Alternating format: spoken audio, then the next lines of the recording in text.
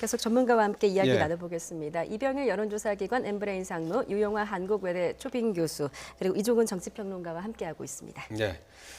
자, 지금 오늘 12곳에서 이제 재보궐선거까지 치러지지 않았습니까? 지금 출구조사 결과로 본다고 그러면 더불어민주당 의석수 그리고 자유한국당 의석수가 조금씩 늘어나는 거죠?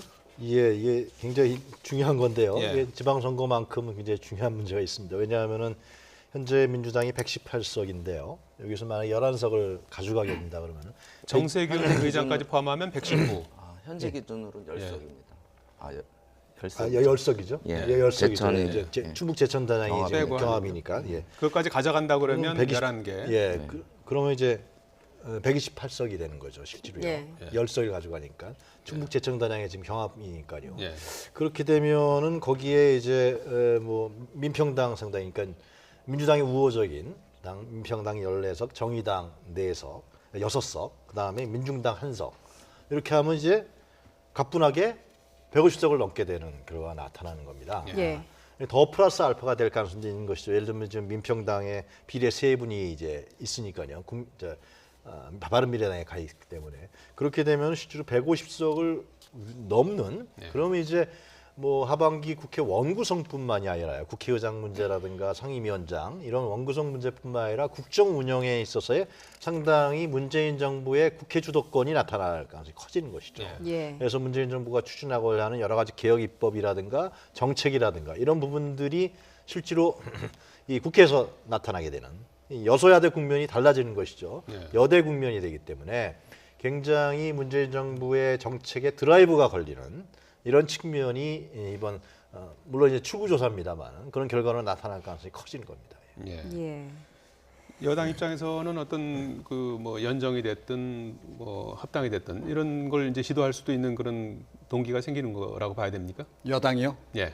그러니까 더불어민주당 입장에서는 이제 고민을 할 거라고 생각합니다. 예. 근데 먼저 주도를 할 것 같지는 않고요. 그러니까 야권의 정계 개편 과정을 지켜보면서 아마 고민을 하지 않을까 정계 개편은 먼저 생각합니다. 야권에서 일어날 가능성이 그렇죠. 있다. 그 어찌됐건 지금 자유한국당과 의석수가 지금 좀 더 벌어지는 거 아니겠습니까? 이제까지보다. 그리고 조금 더 의석수가 늘어났기 때문에 몸집이 좀 커진 거고. 그러니까 상대적으로 그러면 이제 그 협치 구조를 만드는 과정에서도 유리한 그런 이제 구도가 일단 만들어진 겁니다. 여전히 이제 여소야대이긴 하지만 자, 이제 그런 그 상황이기 때문에 먼저 서두를 것 같지는 않고요.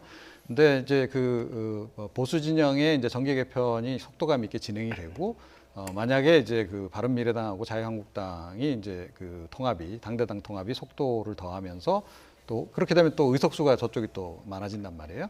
자, 그런 국면이 오면 민주평화당하고 이제 다시 한번 당대당 통합하는 것을 이제 고민해 볼 가능성이 있다. 그리고 지금 사실은 이제 지난 1년 동안 그러니까 대통령 지지율로 이제 버텨오긴 했습니다만, 그러니까 사실은 정상적으로 지금 이제 이 국회를 지금 정부 주도로 지금 꾸려가고 있지는 못하거든요. 앞으로 이제 그 뭐 여러 가지 공약 사업도 이제 더 추진을 해야 될 것들 사안들이 이제 많을 뿐만 아니라 그런 것들을 하려면 그 여대 야소 구조를 어찌됐건 만드는 것이 이제 필요한 그런 부분들이 생깁니다. 그렇기 때문에 어찌됐건 의석 확보를 위해서 노력은 할 것으로 일단 생각이 되고, 그러니까 지금 현재와 같이 이제 일종의 정책 연대 비슷하게 민주평화당 또 정의당과 그 구조를 유지를 하되, 그러니까 필요하다라는 판단이 들면 이제 사실은 이제 그 통합 논의가 조금 더 가열될 가능성도 없잖아 있다. 그리고 그 시점은 제가 보기에는 뭐 당장보다는 역시 이제 다음번 그 이제 총선, 그러니까 2020년 총선을 앞둔 그 시점, 그러니까 2019년 내년 정도부터 통합을 하더라도 좀 이제 그때부터 밀도감 있게 진행이 될 가능성이 높지 않나 현재로서는 그렇게 생각을 합니다. 예. 지금 일단 뭐 출구조사 결과를 오늘 개표가 끝날 때까지 다 지켜봐야지 알겠지만은 지금 출구조사 결과 야권의 참패로 나타나면서 이제 지도부 사퇴론이라든가 책임론이 불거질 수밖에 없을 것 같습니다. 뭐 이제 홍준표 대표가 일각에서 이제 자신의 SNS 계정을 통해서 사퇴를 암시하는 뭐 그런 글을 올렸다라는 이야기도 들리고 있거든요. 예. 영어로 올렸어요? 네, 예. The Buck Stops Here이라고 해서 예. 손건전 대통령의 발언을 인용해서 이제 했다 그러는데요. 뭐 이것은 뭐 이런 상황에서 홍준표 대표가 사퇴 안 한다는 것은 그건 도저히 상식적으로 납득이 안 되는 거죠. 국민의 심판을 받았기 때문에. 예. 홍 대표뿐만이 아니라 한국당의 지도부 최고위원들 다 아마 사퇴할 것으로 예상합니다. 예. 근데 문제는 이제 그럼 한국당을 어떻게 재건할 거냐라는 문제가 생기는 거거든요. 전에 같이 탄핵 이후에 이름만 바꿔서 이게는 도저히 안 된다라는 것입니다. 인물 자체를 다 바꿔버려야 이 국민들이 이제 납득할 것이고 뭐 정책이라든가 정당 이데올로기라든가 이런 부분까지도 고민하지 않을 수는 상황까지 왔다라는 것이죠. 네. 그래서 그렇기 때문에 뭐 지금 뭐 거론되는 뭐 대표들이 있습니다만은 과연 그 정도 대표 후보로 갖고 한국당이 다시 국민의 신임을 받을 수 있을 것인가 생각됩니다. 예. 자, 지금 개표 상황이 속속 들어오고 있습니다. 뭐 아직 개표가 이제 시작 단계입니다. 이제부터 나오는 숫자들은 출구조사가 아니고 실제 상황입니다. 충남지사의 경우 개표가 0.1% 이제부터 막 시작됐습니다. 우선 더불어민주당 양승조 후보가 484표로 앞서 달리고 있고요. 이인재 후보 462표. 네, 다음은 경북지사입니다. 자유한국당 이철호 후보 26표로 일단 첫 개표에서는 다소 앞서고 있습니다. 더불어민주당 오준기 후보 19표를 얻고 있고요. 정의당 박창호 후보가 7표로 출발을 했습니다. 네. 출구조사와 이제 실제 들어오는 개표 상황과 비교해서 그대로 실제 개표 상황이 일치할지 아니면 좁혀질지 아니면 뒤집어질지 그런 것들을 좀 유심해서 보시면 되겠습니다. 전남지사입니다. 더불어민주당 김영록 후보 35표로 1위로 출발했습니다. 민주평화당 민영삼 후보 3표, 바른미래당 박명호 후보 2표입니다.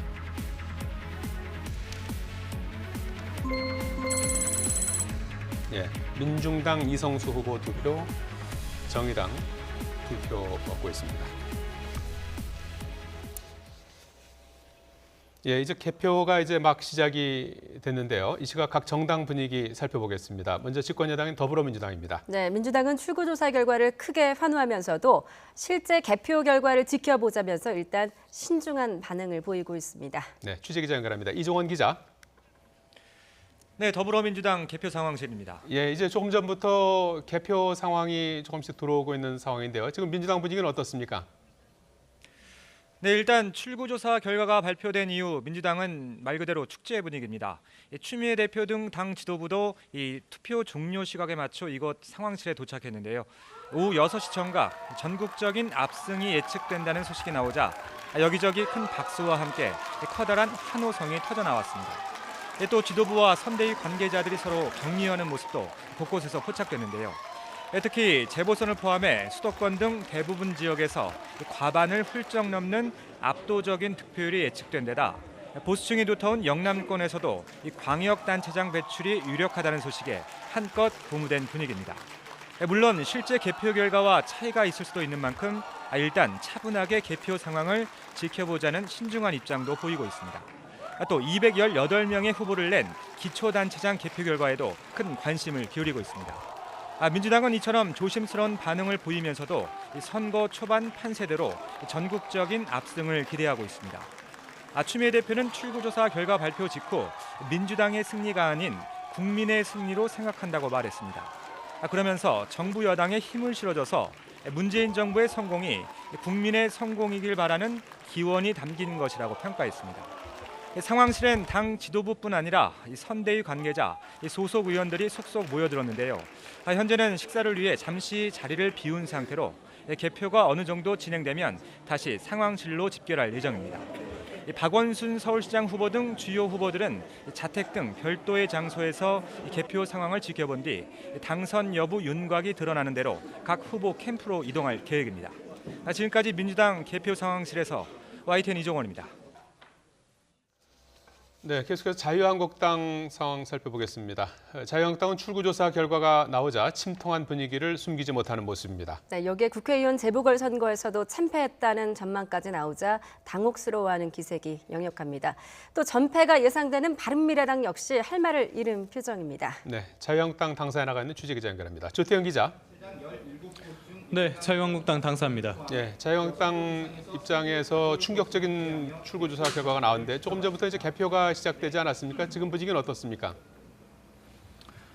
네, 자유한국당 홍준표 대표 등 지도부는 출구조사 결과를 5분 정도 앞두고 이곳 상황실을 찾았습니다. 하지만 참패로 전망된다는 결과가 나오자 당혹감을 감추는 모습을 보였는데요.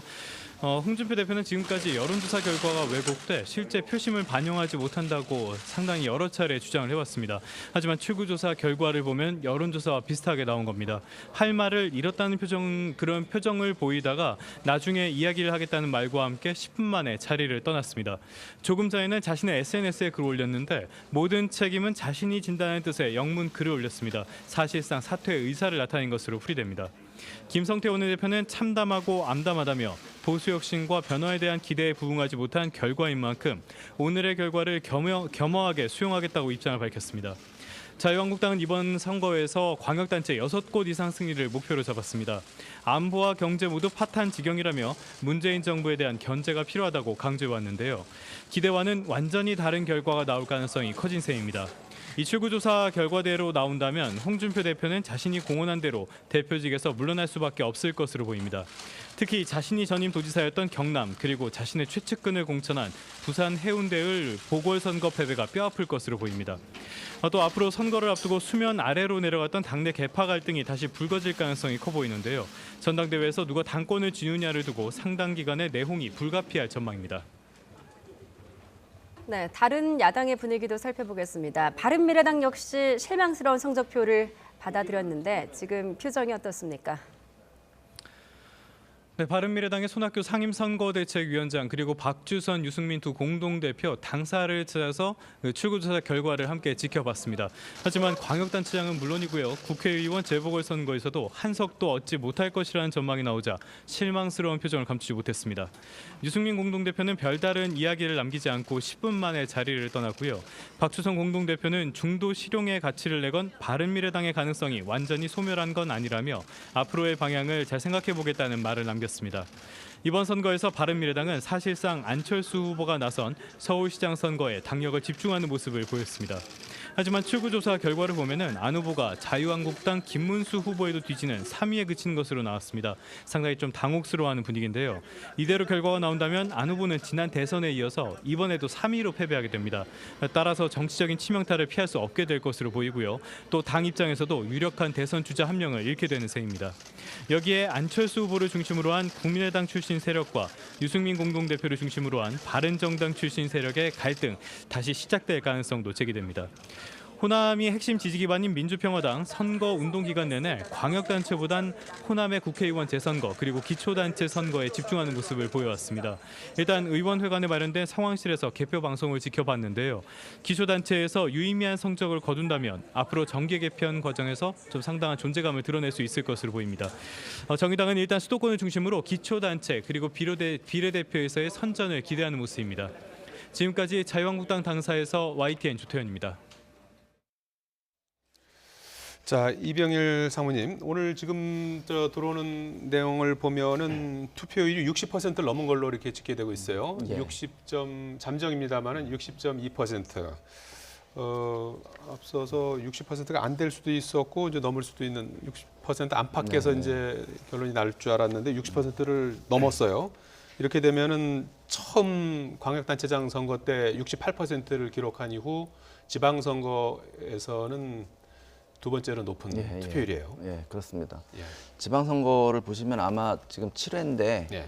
4회 때 4회인가 3회 때 가장 낮은 수치를 보이다가 예. 5회, 6회 계속 좀 올라가는 양상이거든요. 예. 그래서 아무래도 이 투표율은 지난 지방선거 때부터 사전투표제가 도입이 됐습니다. 그 영향이 매우 크다고 보여지고요. 예. 그다음에 이번 그 사전투표율 같은 경우도 20%가 넘었기 때문에 그게 반영이 되었다. 그리고 그거는 아무래도 사전투표제 도입으로 인해서 젊은 층의 투표율을 향상시키는 효과를 보았다라고 보여집니다. 그런 네. 면에서 의의가 있고요. 또 하나는 그럼에도 불구하고 이제 그 샤이 보수라고 하는 그런 층이 있다고 하는데 아무래도 이제 고연령대가 보수적인 성향이 있기 때문에 투표율이 좀 낮아질 것이다. 그러니까는 보수층이 투표를 안 할 것이다라고 해서 투표율이 더 낮을 것이라고 봤는데 그 부분에 있어서도 여전히 우리 이제 그 고연령층 같은 경우에는 투표를 하는 데 있어서 이거를 하나 이제 의무로 보기 때문에 여전히 투표율이 견인하는데 역할을 했다. 두 가지 측면에서 60%를 넘지 않았느냐 이렇게 보여집니다. 예. 출구조사 결과가 나중에 나오면 이제 세대별 그게 다 나오거든요. 실제로 예. 나오는데 그거 예. 들여다봐야겠습니다만은 그 투표율이 60%인데 출구조사 결과대로 지금 민주당이 압승을 했다. 이건 다른 의미가 있는 것이거든요. 결국은 네. 이것은 뭐냐하면은 중장년층들이 예를 들면 문재인 정부에 대한 견제와 비판에 이러한 투표를 던진 것이 아니라 실제로 문재인 정부에 대한 어떤 지지와 어떤 동료 이러한 표를 던졌다. 이것이 실제로 이번 투표율과 물론 출구조사 결과입니다만 이러한 측면이 있는 겁니다. 그러니까 네. 투표율이 높으면 혹시나 중장년층이 많이 나가서 견제 비판해서 여러 가지 부분이 달라지지 않겠냐는데 그러한 어떤 일반적인 통설이 이번 선거에서 예. 달라지는 이런 현상이 나타난 것 같습니다. 예. 근데 투표율이 60%를 넘었음에도 불구하고 만약에 지금 출구조사 결과대로라면 예. 샤이 보수층이 더 안 나왔다라고 볼 수밖에 없는 거죠. 예. 그러니까 사실은 이제 투표율을 높이기 위해서 자유한국당 지도부가 막판에 얼마나 많은 노력을 했습니까? 예. 그리고 이제 꽤 나왔을 것이다라고 이제 기대감도 표시를 한 건데 그런데 뭐 어찌됐건 투표율이 6%를 넘어가는 그런 그 상황에서도 그러니까 지금과 같이 그러니까 1위 후보와 2위 후보의 격차가 크다면 그러니까 역시 샤이 보수는 확실히 그러니까 안 나왔을 뿐만 아니라 그러니까 막판에 투표를 포기한 사람들이 의외로 많았다라는 것을 의미하는 게 아닌가 이렇게 생각을 합니다. 예. 네. 현재 시도별 투표율이 나오고 있는데요. 예. 서울이 59.8%, 경기가 57.8%, 인천이 55.3%로 투표율이 나타나고 있습니다. 예. 계속해서 지역별 투표를 보시겠습니다. 대전이 58%, 충남 58.1, 충북 59.3, 세종시가 좀 평균치보다 높게 나타났군요. 61.7입니다. 네, 울산의 투표율, 경남 지역 투표율 높습니다. 64.8%, 65.8%로 각각 나타나고 있고요. 부산은 58.8%로 투표율을 나타나고 있습니다. 예, 대구 57.3%, 예, 경북이 54.7입니다. 대구도 투표율이 상당히 저조합니다. 네, 광주, 전남, 전북 지역 보시겠습니다. 전남 지역의 투표율이 상당히 높군요. 70%에 육박하고 있습니다. 전북은 65.3%, 광주는 59.2%를 보이고 있습니다. 예, 강원, 제주 모두 평균 투표율을 상회했습니다. 강원 63.2, 제주 65.9%입니다.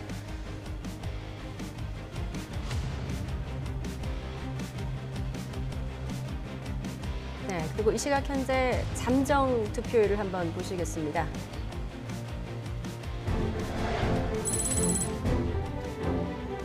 예, 최종 투표율입니다. 아, 60.2%로 최종 투표율이 집계됐습니다. 60.2%로 집계됐습니다. 예.